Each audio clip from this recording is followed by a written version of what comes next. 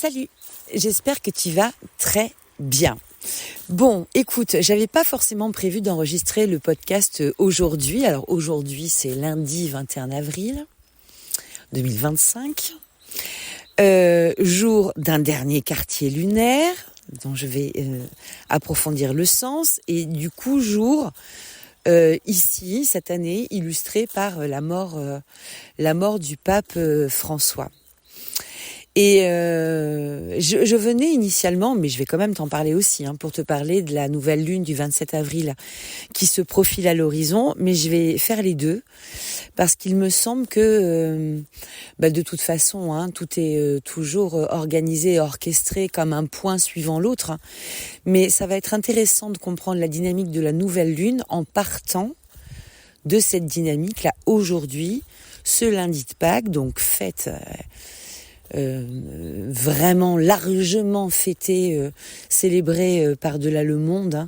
Tu sais que je regarde beaucoup en fait les dynamiques aussi humaines et les égrégores qui en découlent quand je parle comme ça des célébrations religieuses, parce que ça indique des moments où beaucoup de personnes font un retour, une connexion à leur foi, et c'est en général porteur d'expression en fait dans la matière, un peu plus marquée la plupart du temps. Alors bon, dernier quartier lunaire aujourd'hui, là avec une lune qui est au tout début de l'axe du Verseau, du signe du Verseau, pardon, là où se tient Pluton. Pluton, qui nous a fait des petites allers-retours là ces dernières années dans l'énergie du Verseau, puis qui s'est là implanté définitivement, entre guillemets, enfin en tout cas pour de nombreuses années, dans cette énergie ici. Et en face, donc nous avons Mars qui vient de sortir de l'énergie du Cancer pour faire ses premiers pas à nouveau dans l'énergie du Lion, après y être passé cet hiver rapidement. On a quand même eu le temps de le sentir passer. Quand même. Voilà, sans aller au-delà de ça sur notre mémoire. Il s'agit du mois de décembre qui a été très illustré par cette opposition Mars-Pluton. Ou Pluton-Mars, ça dépendra comment on voudra la voir. Donc là, ici, on a le dernier quartier lunaire qui se tient.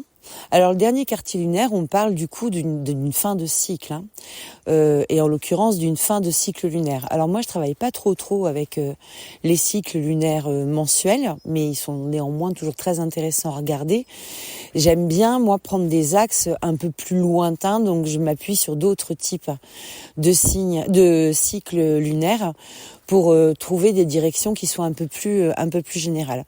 Je trouve que quand c'est trop rapproché, en fait, on a souvent un peu le nez dans le guidon. Ça va trop vite, notre vie ne bouge pas nécessairement de manière aussi visible que ça sur le rythme d'une lunaison traditionnelle d'un petit peu moins d'un mois, comme on le sait. Je préfère regarder d'un petit peu plus loin et d'un peu plus large pour se mettre aussi sur un tempo qui soit pas un tempo d'urgence de productivité qui nous ferait sans aucun doute certainement nous déconnecter quelque part de nous-mêmes. Bon, bref, toujours est-il que voilà, donc j'apprends ce matin certainement comme toi aussi la mort du pape sur le lundi de Pâques. Bon, alors on est quand même sur toute la thématique de la résurrection du Christ. Donc pour la faire brève, on est en train de parler quand même de la transmutation, de la transfiguration.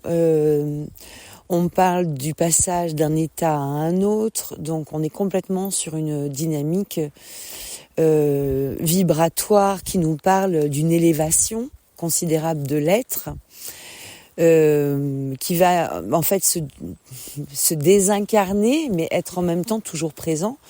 Donc quelque part, on parle aussi de cette permanence et de cette survivance de l'âme, mais au-delà de tout ça, on parle d'une forme de d'accès à une autre forme de conscience, quoi, une conscience plus grande que soi finalement, une conscience du tout, on pourrait même appeler ça. Et on rentre dans le même temps dans la saison du Taureau, parce que le Soleil vient juste de transiter là le début du signe du Taureau. Donc on vient de faire là un tout petit pas dans l'énergie du Taureau. Et c'est pendant le mois de mai, là, que le Soleil sera dans l'énergie du Taureau, qu'on célèbre aussi le Vesak. Le Vesak, qui est une fête bouddhiste qui, en fait, célèbre en un seul temps la naissance, l'illumination et la mort de Bouddha.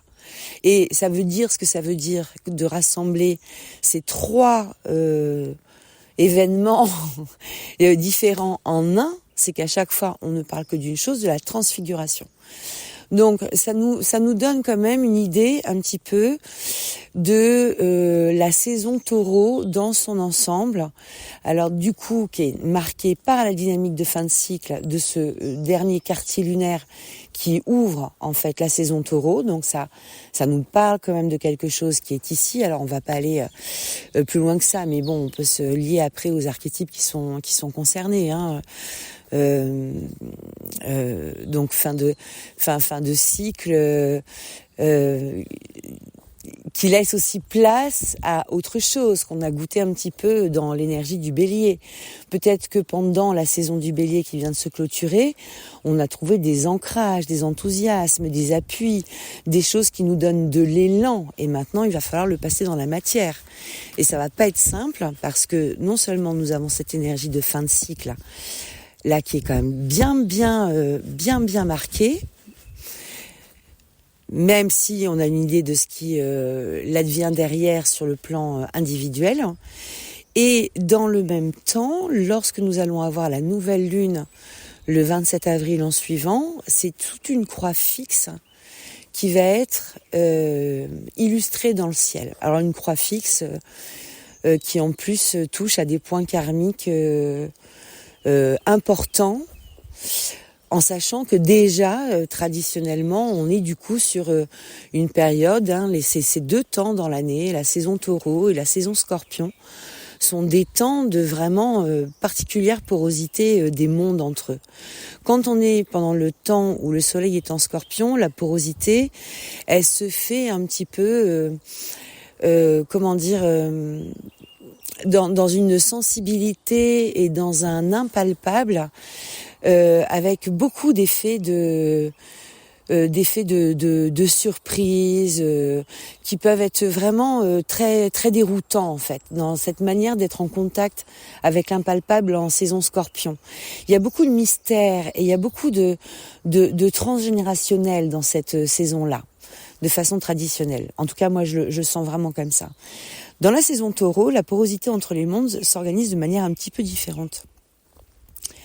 Elle a tendance à nous pousser un peu plus vers la contemplation et vers l'observation de l'ici et le maintenant et de comprendre en fait comment on arrive jusque-là et de goûter cette arrivée jusqu'ici. Si la revendication de la saison Scorpion dans l'invisible, elle peut être un peu bousculante, un peu rentre dedans, la revendication de la saison Taureau sur le plan de l'invisible, elle est plutôt de goûter le présent, mais avec une lucidité, avec une prise de conscience, en fait, de se laisser traverser par une prise de conscience dans quelque chose qui est plutôt bon et doux. Voilà comment je pourrais exprimer les deux choses. Donc c'est doux. Il n'y a pas de difficulté par rapport à ça. Mais il y a aussi des vraies élévations spirituelles qui se proposent à l'image même de cette fête du Vesak. Alors, la complexité de la croix fixe ici, c'est finalement les semaines qui se sont écoulées. Là, il y a eu des remises en positionnement, des remises en question, des retours un peu sur nos valeurs. Est-ce que les priorités n'auraient pas un peu changé d'ordre finalement ? quelles sont les choses dans lesquelles tu as beaucoup investi d'énergie toutes ces dernières semaines, tous ces derniers mois, voire même toutes ces dernières années, qu'on te repropose de réinvestir là maintenant tout de suite. Qu'est-ce que tu fais par rapport aux résultats que tu as obtenus? On a cette touche là de conjonction Vénus-Saturne là un peu défaitiste aussi sur un bilan. Alors là c'est bilan de dernier quartier. Je pense qu'on va pas le louper parce que déjà on va avoir tout le bilan de de l'engagement du pape François dans ses responsabilités religieuses, qui va nous être certainement servi à haute dose, et je mets ma main à couper que sera valorisée toutes les énergies de l'axe Lion-Verseau, c'est-à-dire que la modernité dont lui fait preuve, en tout cas ça sera probablement le propos, mais la modernité dont lui fait preuve en descendant un peu du trône du lion, du coup, c'est-à-dire qu'il choisit de se mettre et de conserver en fait son axe de service auprès des plus pauvres, donc d'être vraiment au contact. Et en ce sens-là, il se retranche énormément de son prédécesseur Benoît XVI, qui a donc, je sais plus comment on dit, c'est pas abdiqué, mais qui s'est mis en retrait. Enfin, quand même, on a quand même, faudrait y revenir d'ailleurs sur cette histoire, mais on a quand même vécu un certain nombre d'années avec une cohabitation de 2 papes. C'est pas rien, hein. C'est pas rien. Et je pense que c'est aussi assez, c'est assez illustrant de finalement de ces formes de je sais pas comment dire, d'exceptionnalité qui questionne aussi sous certains angles des dynamiques d'engagement. Enfin bon, bref, je vais pas m'emballer là-dedans parce que j'en aurais pour des heures. J'en étais où ? J'en étais au dernier quartier lunaire, fin de cycle. Nouvelle lune derrière avec une croix fixe, alors que on a potentiellement des envies là qui se sont déjà réveillées pendant la saison Bélier, les reprises en marche directe de Mercure, de Vénus, même si au début un peu les pieds dans l'eau du Poisson. Il y a quelque chose qui s'est croisé en même temps, qui est venu un peu réanimer quelque chose, et peut-être que cette réanimation-là n'est pas finie. Mais la croix fixe qui vient finalement s'opposer à ces énergies desquelles on est chargé là, ça peut aussi un peu nous frustrer, nous irriter. Donc ça, je crois que c'est le point d'observation peut-être le plus précieux ou le plus précis à faire. C'est que potentiellement il y a vraiment de la pression, vraiment de la grosse pression, avec de l'expression de frustration à l'intérieur de soi comme à l'extérieur de soi. Ça c'est quand même un grand schéma que l'on retrouve à chaque fois. Et que ça, il y a une certaine sagesse à prendre de la hauteur et du recul. Et il y aura une certaine complexité à pouvoir le faire aussi, parce qu'il y a ce truc un petit peu, comment dire, comme c'est une énergie de fin de cycle, avec laquelle on augure cette saison du Taureau, finalement, on a un peu moins de jus quand même. On a juste du jus finalement, peut-être pour trier certaines affaires courantes et pour donner des élans à des choses qui sont en train de se terminer, qui vont prendre encore quelques semaines pour se terminer.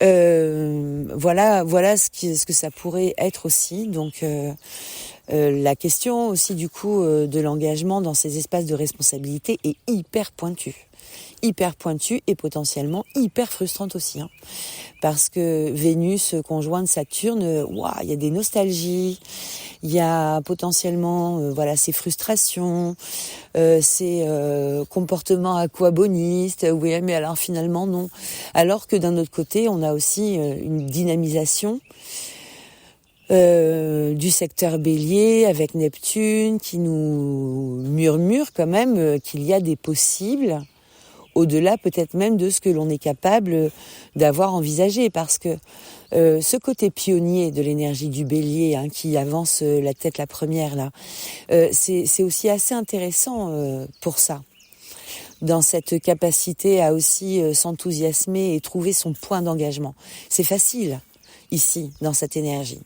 Donc on va certainement vite être redynamisé de façon correcte, mais la nouvelle lune, et puis surtout là, entre maintenant et la nouvelle lune, ne t'étonne pas d'être traversé par des figures en demi-teinte, des agacements, des frustrations, des tristesses aussi qui peuvent passer.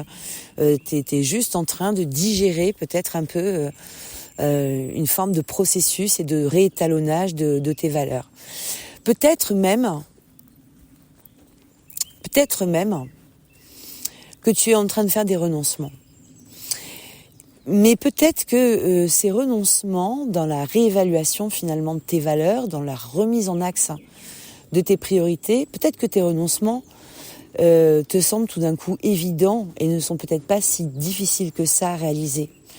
Mais il y a quelque chose qui t'anime quelque part certainement, que tu ne sais pas très bien distinguer, mais moi je t'encourage vraiment à te brancher à ta foi, à ta connaissance aussi, si tu sens que ta foi défaille.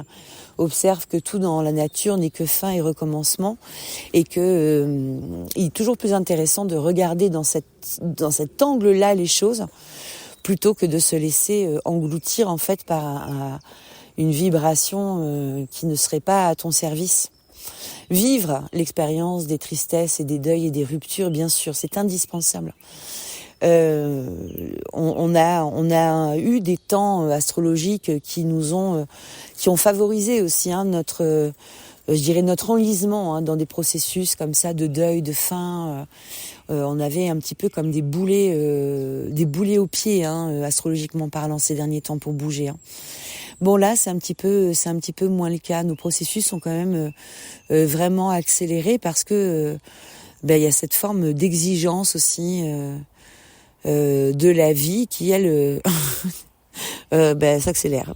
C'était ça, mais c'était pas tout à fait ça que je voulais dire, mais bon, c'est comme ça que c'est venu. Bon, tant pis. Tant pis ou merci. Nul ne sait. À cette heure-là, nul ne sait. Que te dire d'autre sur la nouvelle lune qui arrive derrière ? Oui, on considère quand même que ici on a un travail du coup de fond qui se propose, qui va beaucoup porter quand même sur des critères de sécurité émotionnelle comme sécurité matérielle. Il peut y avoir des questions pendant cette traversée ici, des questions ou des honneurs qui se remettent, ou être exaucé aussi de certains vœux pendant la saison Taureau autour de cet endroit-là. Il y a quelque chose dans la singularité, de l'axe Lion-Verseau sur lequel je voulais revenir là, à l'image de ce qu'on entendra certainement.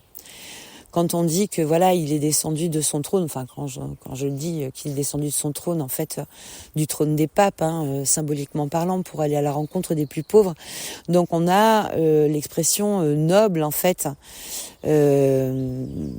vraiment de cet axe Lion-Verseau qui vient finalement diffuser au plus proche, et qui vient exercer en fait sa hiérarchie non pas dans une dynamique de verticalité, mais dans une dynamique d'horizontalité. Un concept dont j'ai commencé à te parler la dernière fois. C'est-à-dire se replacer comme maillon essentiel au sein d'un tout et replacer du coup chaque individu comme maillon essentiel au sein d'un tout.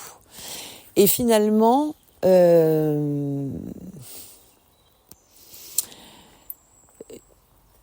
je pense que dans les espoirs que cet homme avait soulevés, justement sur cette dynamique-là, Lion-Verseau, il y a certainement des endroits qui se vivent de déception parce que, comme si peut-être, et loin de moi l'expression d'un jugement à travers ça, mais je vais le formuler en question, mais est-ce qu'il est allé jusqu'au bout du truc, quoi ? Est-ce qu'on n'a pas une promesse qui finalement poum, fait un petit effet de pétard mouillé. Alors peut-être oui qu'à la hauteur des modifications qu'il convenait de proposer, peut-être que sur l'ouverture d'esprit qu'il convenait d'amener aussi, peut-être que ces évolutions là, tout aussi, je vais pas dire, comment dire, factuelles, mais bon voilà, dans un sens de restriction aussi, soit-elle. Est-ce que c'est pas décevant quoi de n'avoir que ça? Est-ce qu'on ne pouvait pas plus? Mais bon, est-ce que c'est pas non plus une espèce de grosses machines comme ça, pleines d'angles sur lesquels on se cogne? Bon, c'est un peu le propre des dogmes, souvent. C'est la dynamique de l'évolution, elle est hyper visible dans tout ce qui est approche dogmatique et bien souvent, l'esprit religieux est quand même fortement attaché à cette application du dogme, en dépit de certaines questions sociétales évidentes. Bon, bref, je ferme là la parenthèse, mais ça invite à se questionner. Bon, ça, voilà, je voulais quand même le replacer ici. Auquel cas, le sens peut-être de ce bilan, avec 12 millions de guillemets, parce que je pense qu'on en est... Ça va pas être le seul, ces prochains mois, il va y en avoir d'autres. Mais enfin bon, disons que cet autre bilan, ça pourrait être peut-être aussi, mais n'aie pas peur de vivre la vie que tu as envie de vivre, en fait, aussi. N'aie pas peur d'affirmer ton existence en rapport avec tes valeurs.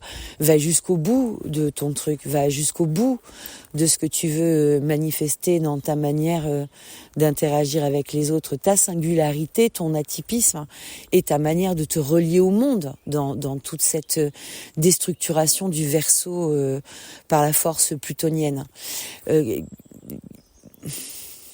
Les différences sont définitivement celles qui nous confèrent une beauté.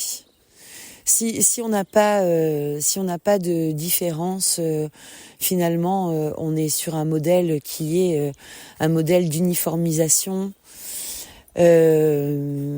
lisse.